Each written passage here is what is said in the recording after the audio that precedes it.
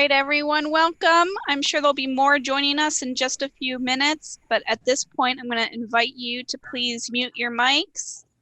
A reminder that we are recording this, and it will be put on the First Unitarian Church's Facebook page, either later tonight or tomorrow morning. And I'm going to here too. Now turn it over to the man of the hour, the person that is spotlighted on your screen, Dick Bozian. Hi, Dick. Yeah, I'm going to record it. So we're beginning? Oh, Dick, hold on. I'm so sorry. I accidentally muted you.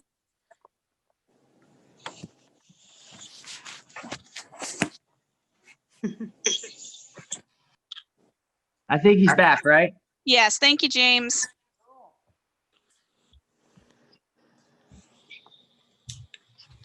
All right, Dick. Go right All ahead. right. I've prepared remarks, and it's going to be about 10 or 12 minutes, and then I hope we can have discussion, and we can go from there. And I've written it out so that I don't stray off too much.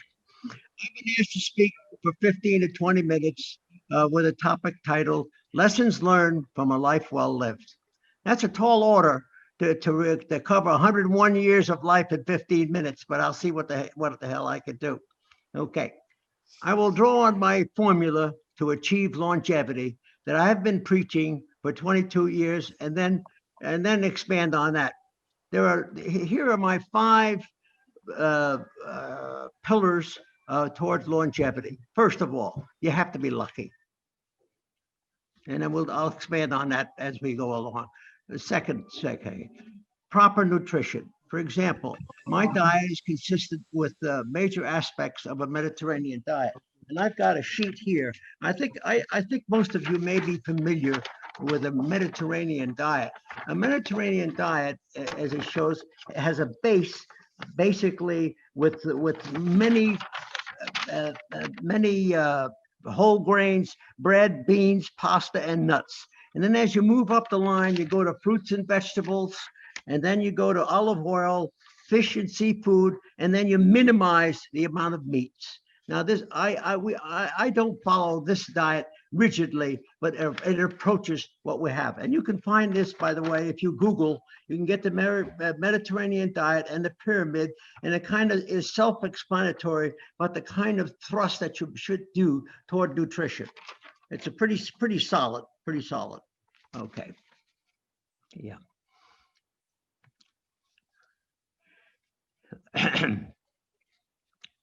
Physical activity is the next area, has been shown to maintain a healthy body, weight maintenance, healthy bones, muscles, joints, while promoting psychological well-being. Whoa. Okay.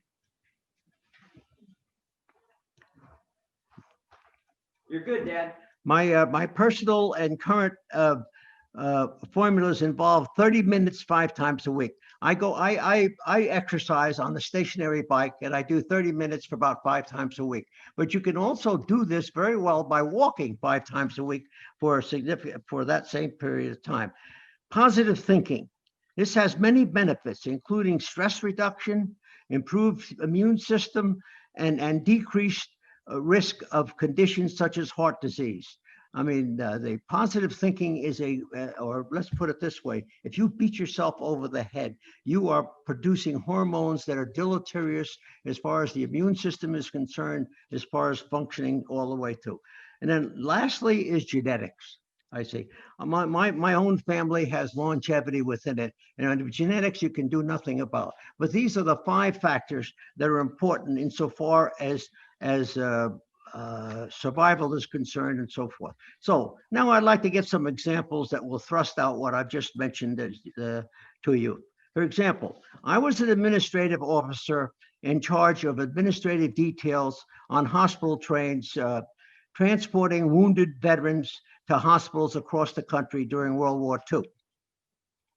On on this one occasion, the train was traveling from Staten Island through a tunnel beneath Manhattan. The engine in the train was belching smoke, which filled the space between the cars.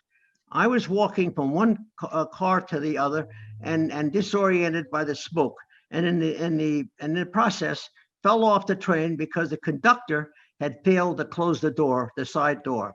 As luck would have it, I fell to the right side, away from the tracks, and was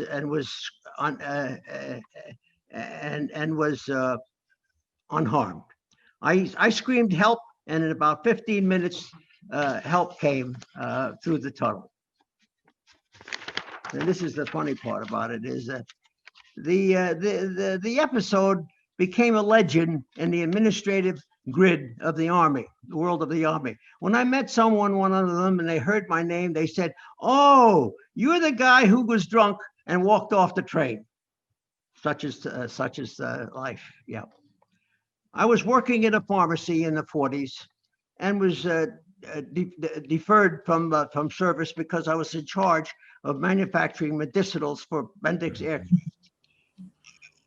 I was uncomfortable seeing everybody going into the draft. So I wrote to the draft board and I said, look, I don't want any more deferrals. I want to go into the service. Don't tell my parents. Don't tell my employer I'm going in. I want no deferment. So I went into the Army and worked my way up to officer candidate school and earned a commission as a medical administrative officer. The goal of the training was to serve in the South Pacific, manning what they called battalion aid stations. And the people, the training that I was going to receive was as battalion surgeons assistants. But General MacArthur came along and said, look, I don't want any half-assed 90-day wonders in charge of the battalion aid station. I want MDs.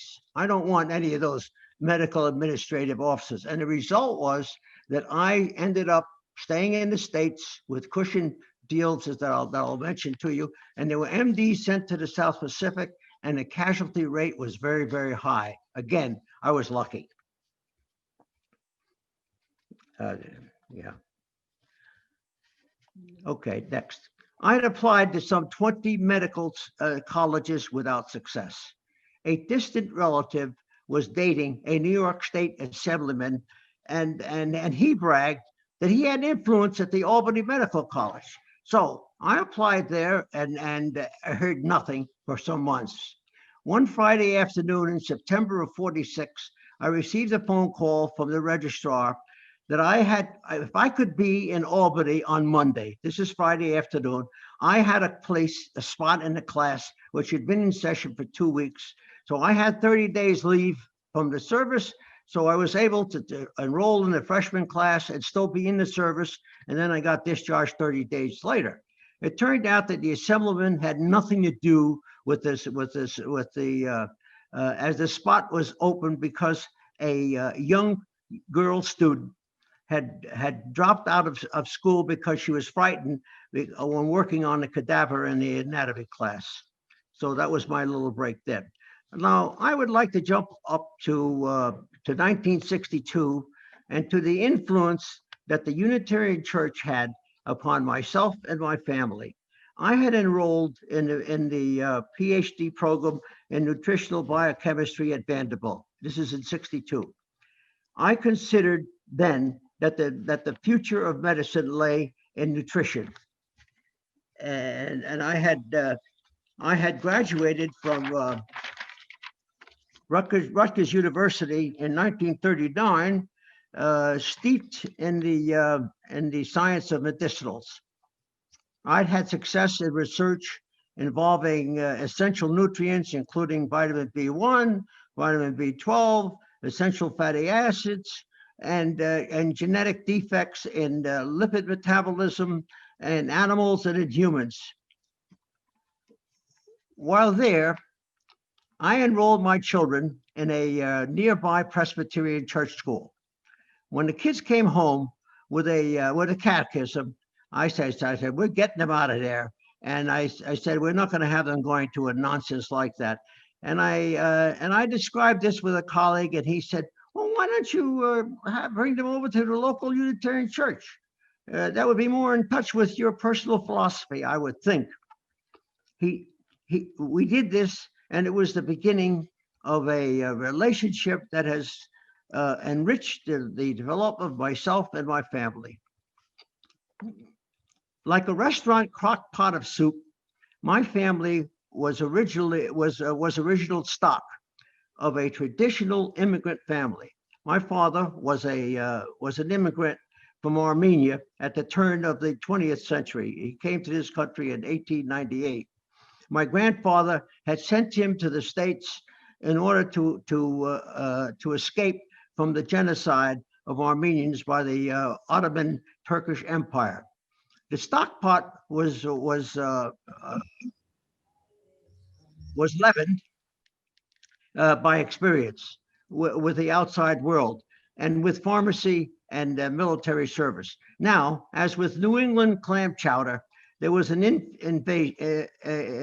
infusion, half and half, of Unitarian values woven into the fabric of myself and my family's spiritual development. We've been part of outstanding congregations and ministries in Nashville and Cincinnati for more than half a century. Looking the rear view mirror, there have been times when monetary reality values and security have been eschewed, and while perfusing new challenges, crazy as it may seem, and the process at every step of the way, we grew, and circumstances enabled my family to thrive and benefit society as a whole. As the saying goes, chance favors those who come prepared.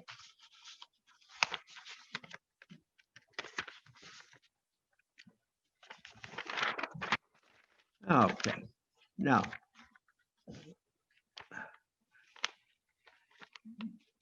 my gratitude for what I've just described goes to two colleagues, the late Mary Blair Stargart, who helped write much of this in 1998 for a publication by the University of Cincinnati, and to Dot Christensen, who organized much of our publications at my 100th year anniversary. And finally, none of what I've just said would have been possible without the love and support of my wife, Marguerite Mike, who through all of this earned 4 degrees, bore 5 children, and taught at the University of Cincinnati for 25 years. She was a pioneer in the development of nurse practitioners education at the University of Cincinnati College of Nursing. So that's as much as I want to present right now, and I open, maybe we can have questions or what have you, or commentary, and so on. All right. Thank you, Dick. As we move on to questions or thoughts, I'm going to take you off a spotlight so that way I can see everyone who's here. If you have something you want to say, I invite you to either raise your virtual hand or your physical hand. Hopefully Tim will help me search through all the faces here, and I will invite you to unmute. Or you can also type something into the chat. So,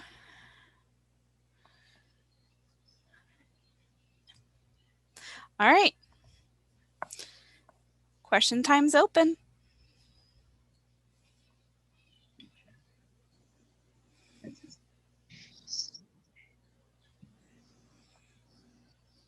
Dick, that was a marvelous talk.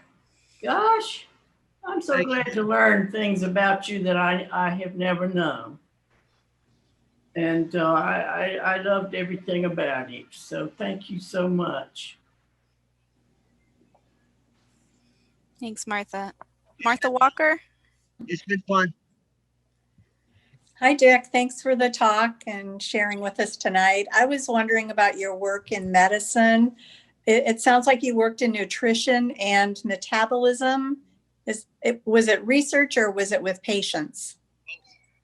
The research was with patients. My early on, I worked with animals, and then I moved over and worked with humans, and I did the research was both with people and with and the biochemistry of it. So I considered myself a nutritional biochemist. Right, right.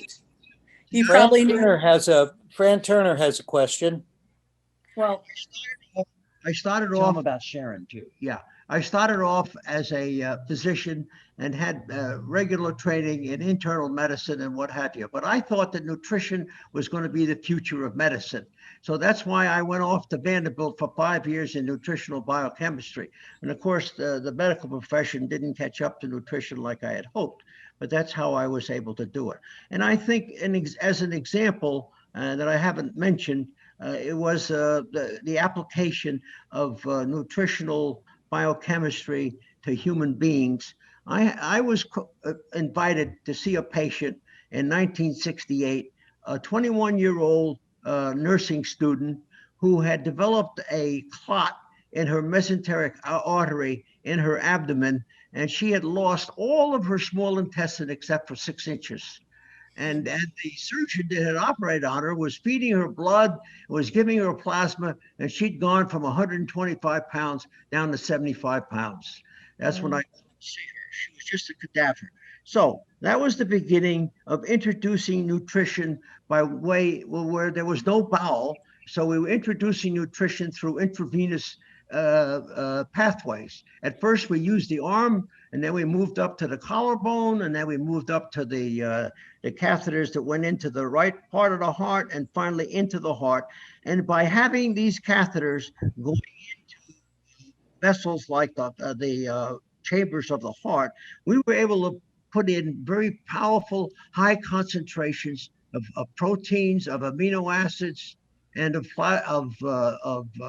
high concentrations of sugars that you couldn't do in unnatural heart. And today, that woman who was, as I say, 76 pounds, she's now 73 years of age.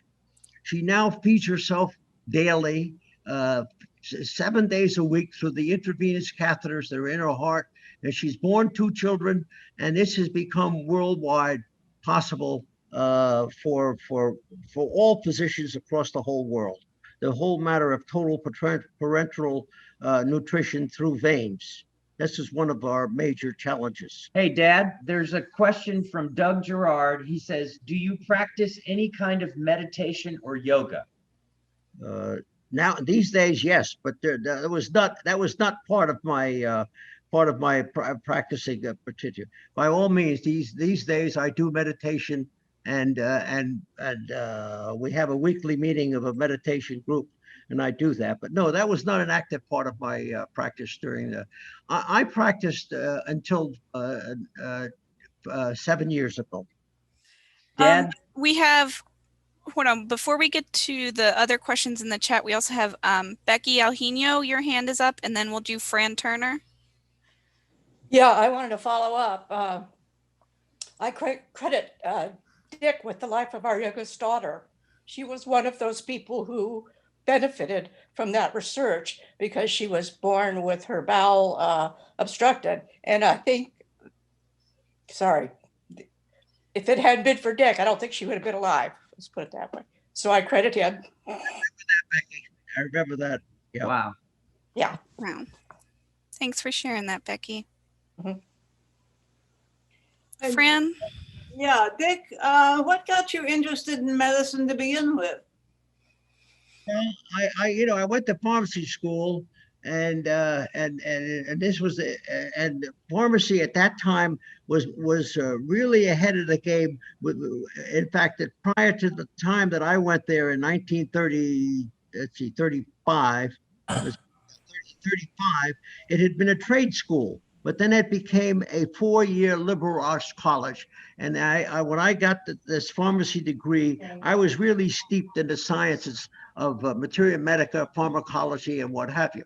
So then I was working in the pharmacy, and I was working, as I mentioned in my presentation, we were making medicinals for Bendix aircraft, and I had daily contact with physicians. So I got interested in going to medical school, but it was a very difficult time because medical schools were very prejudiced against, they were anti-Semitic, and they were against professionals coming into the business. So none of the medical schools were interested in a pharmacist being accepted into the program until I mentioned by chance that happened with me. So my interest in medicine came about because of my interest in materia medica and pharmaceuticals.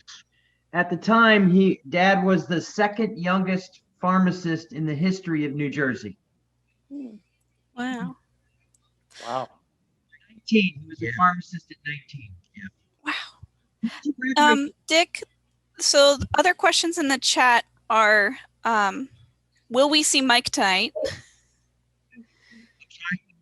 Will we see your wife tonight?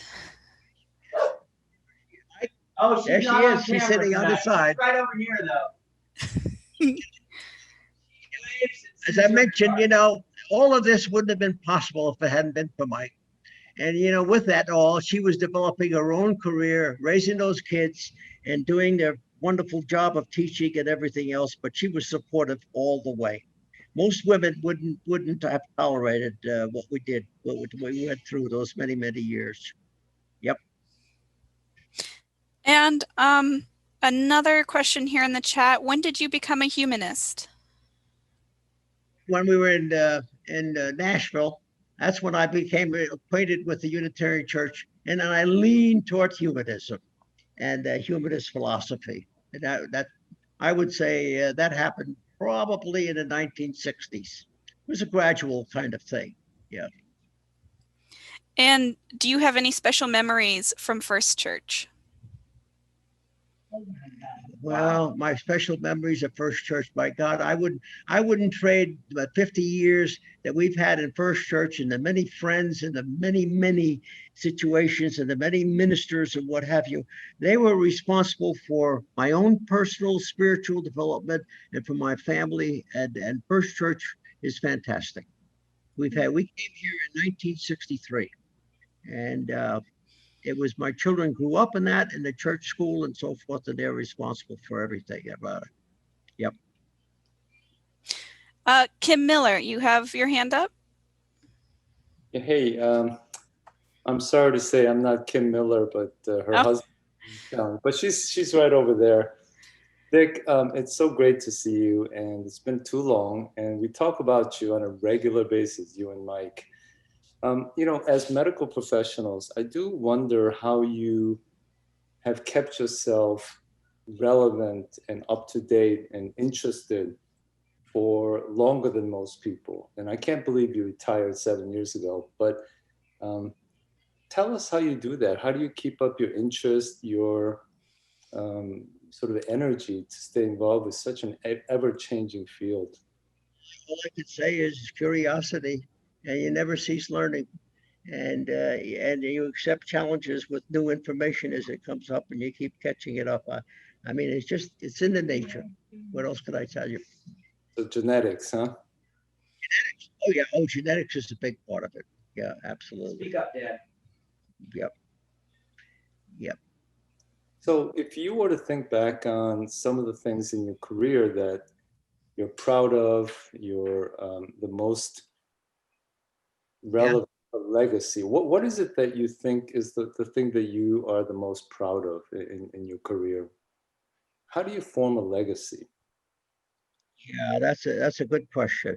I think I use, or what I would say is that I used the tools of medicine and of science and applied it to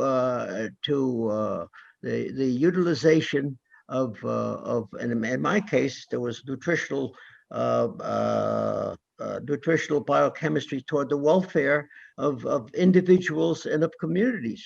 And it's a gradual process, and it's the result of curiosity, of having the basic background knowledge and being concerned about human beings.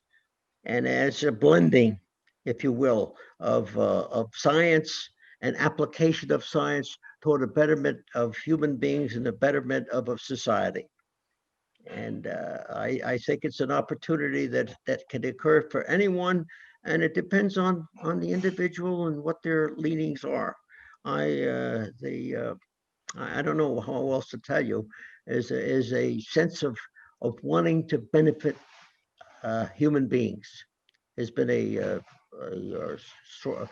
a motivation for me, at least. Mhm.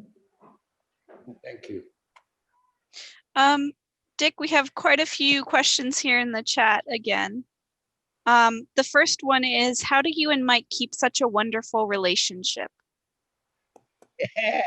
Listen,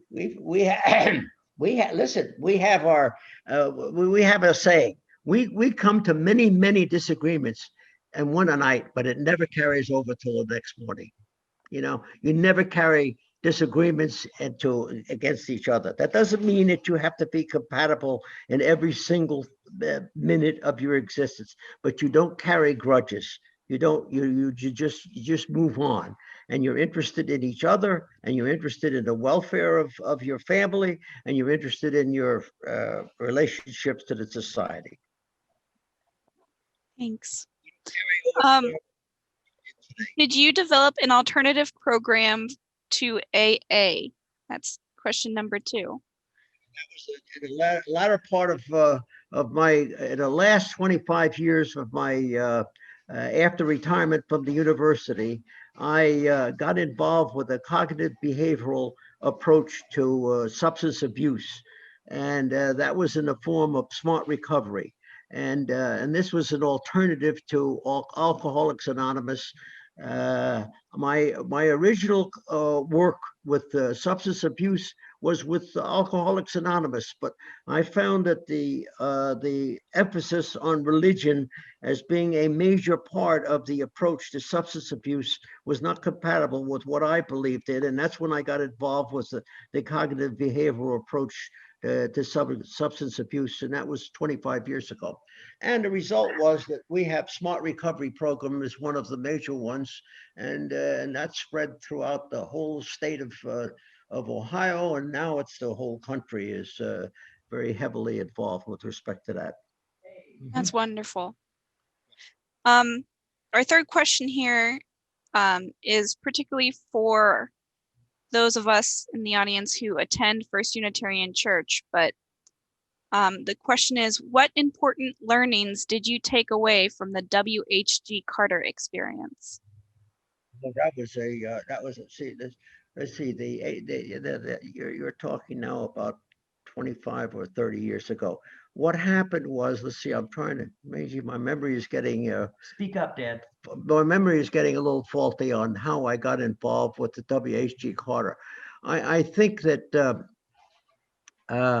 in checking through church records and what have you, I learned, I'm fuzzy about how I got started with respect to W.H.G. Carter.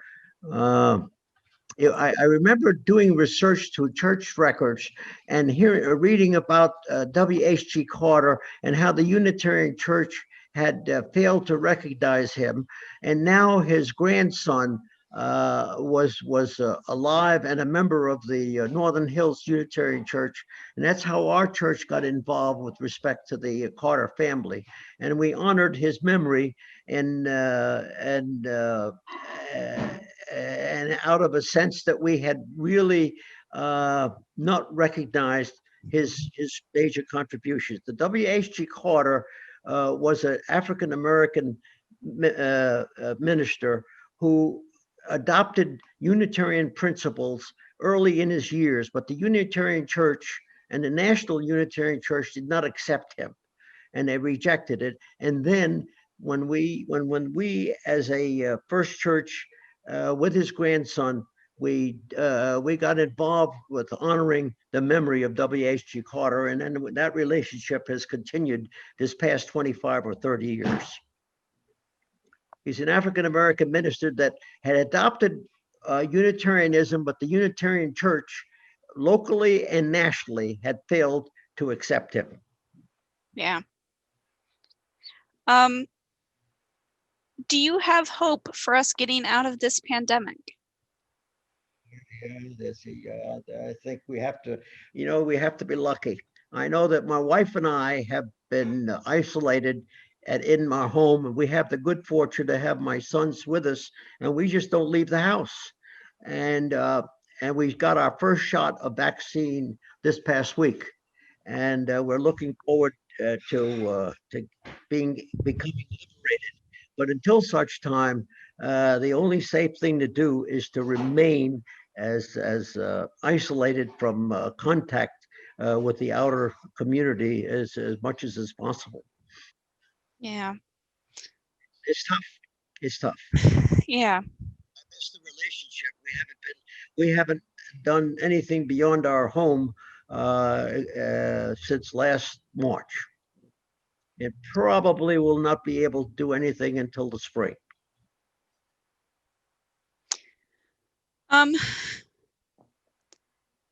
Message here from Patty Kelly. She says, Dick, my dad was born in 1917. So he was just a few years older than you. Our sons are 17 and 22. And it's been fun for them to hear from someone of their grandfather's generation. 1917, that's wonderful. Yeah. She says, thank you so much for tonight. Another question says, you say there is longevity in your family. How long did your oldest relative live? Let's see, my father was 91. My brother was 96. And another one was my mother. My mother actually lived only to be the age of 70. Dad was 91, and an uncle was 98. So there are measures of longevity built into our family, and much of that I think is genetic. And we don't have tools as to why that happens. I mean, I don't know why I was able to survive to 101.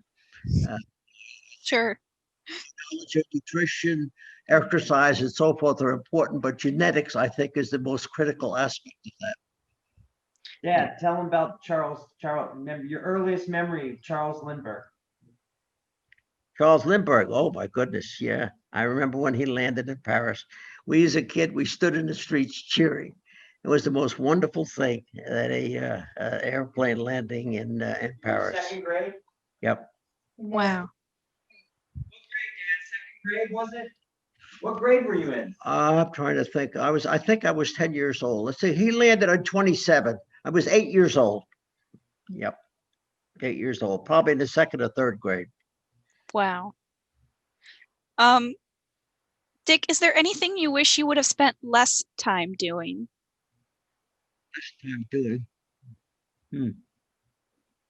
I don't know. You mean what I would not have to do? Is that it? I'm not clear what you mean by that. Katie Price, do you want to weigh in on your question here? Sure.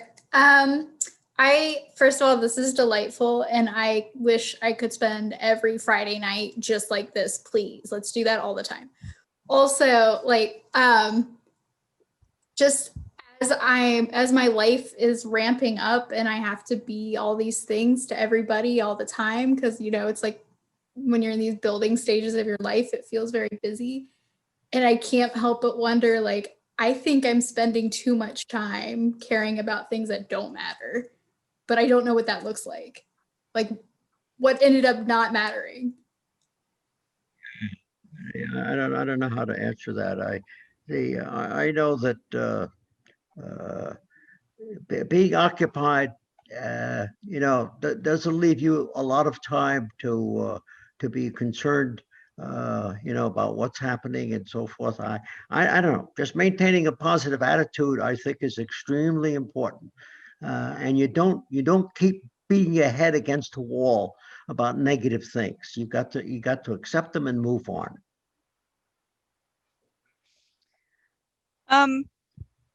Dick, what is a typical day like for you and Mike now? One day, that's because of the virus epidemic. We read, we watch television, we read, and that's about it. Exercise. I do the exercise program, as you say, the stationary bike and what have you.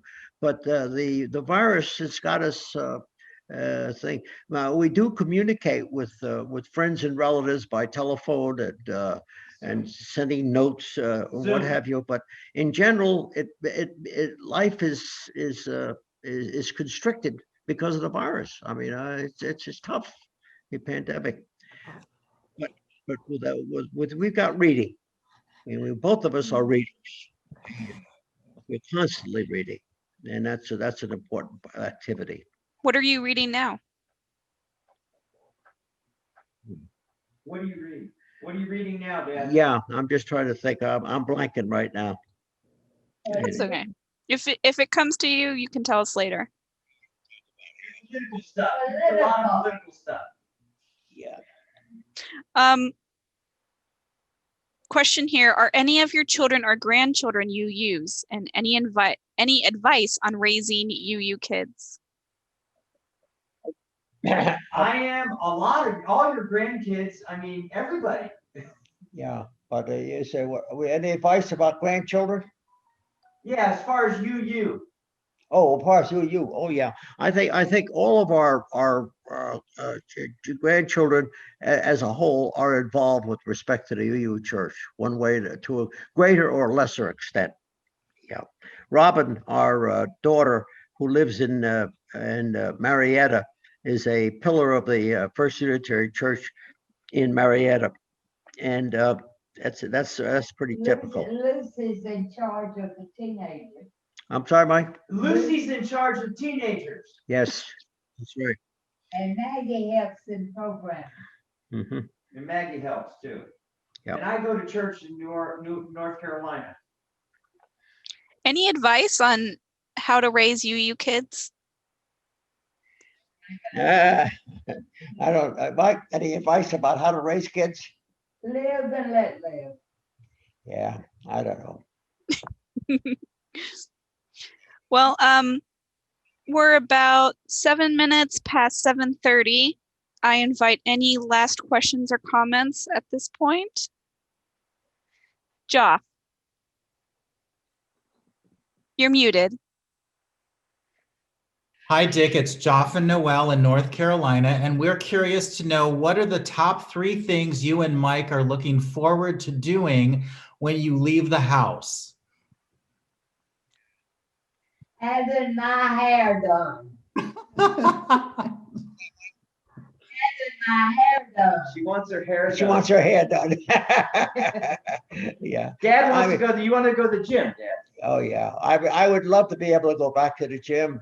And I think I would be able to travel. We traveled all the time. During our lifetime and during our marriage, we hit every single continent in the world except for Africa.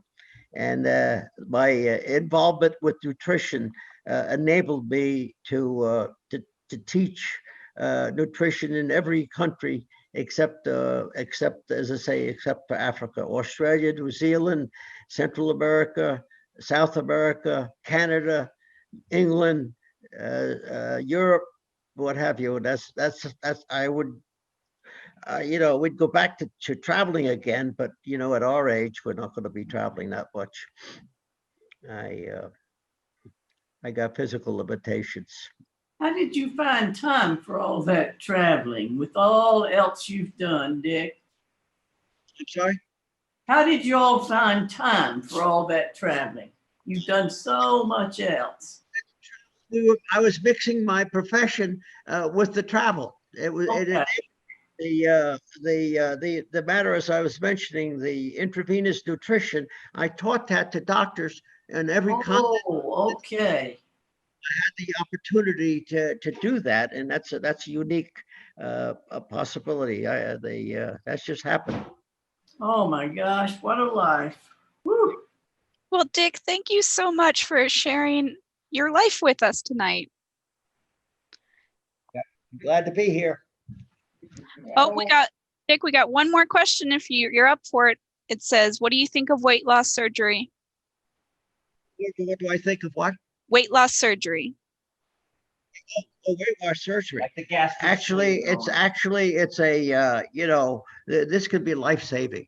I think, when you have people who are weighing 600 and 700 pounds, it's almost an impossibility by medical means of getting them to lose weight. And weight loss surgery could be fantastic. It could be overdone also, but it can be absolutely essential for the pathologically excessive weight people. And I've worked with many patients that have had the surgery, and they've adopted a lifestyle that becomes, reasonable. It can be life saving or life enriching, if you will. Mm-hmm. Well, thanks. Again, thank you, Dick, and thank you all for coming. Feel free if you want to now unmute yourself, tell Dick thank you yourself, and Thanks, we'll Dick. see you another night. Thank you, That was Dick. wonderful. Perfect. Thank you. Thank you, Dick. Thank you. Dick. Thank you, Nick. Thank you. Thank you. Hi, Dick. Right. Thanks, Dick. Thank you, Dick. Love you, Dick. Thank you. Dick. Meredith, thank you for Stay hosting. safe, Dick. For another 100. Oh, Bye, Mike.